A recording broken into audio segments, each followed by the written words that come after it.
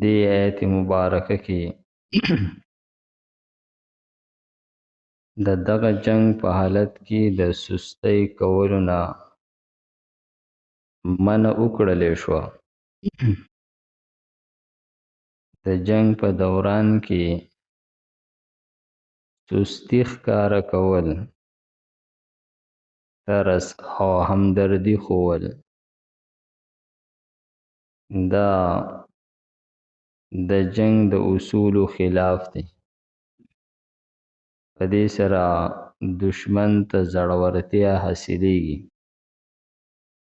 نو فرمایي چې تاسو په جنگ په دوران کې د دې اصولو خیال ساتئ.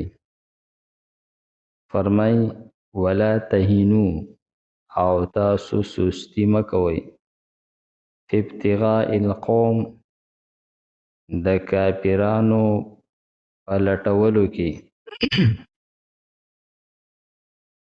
او خاص طور باندې د غزوه احد په موقع باندې چې کله کافران وتښتېدل، نو هغوی ته وروسته احساس وشولو چې مونږ خو غالب وو، پکار خو دا و چې دا مسلمانان تښتېدلی وی، دا مونږ ولې راوتښتېدو، مونږ خو غالب وو. نو ایثار شول، ودرېدل، او بیا یې دوباره د حملې اراده وکړله، لیکن همت یې ونه شولو او الله تعالی پې یره غالب کړله، لاړل. خو په دې پوه وو چې دا زموږ راتلل ښه کار نه و. نو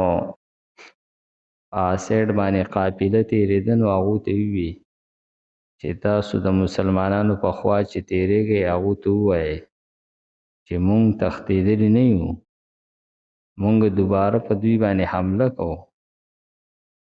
نو نبی علیہ السلام صحابه کرامو ته حکم وکړو چې راځئ چې مونږ په دوی پسې ورشو.